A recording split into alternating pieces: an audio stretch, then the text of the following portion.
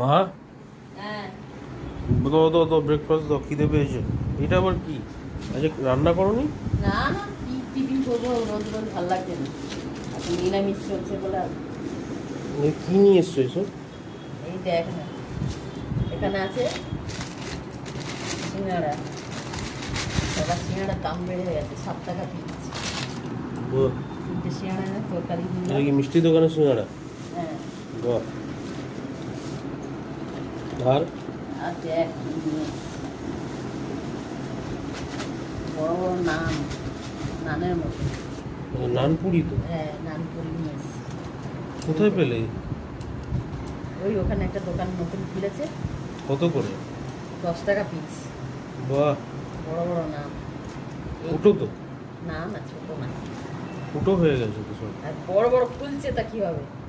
এই দেখ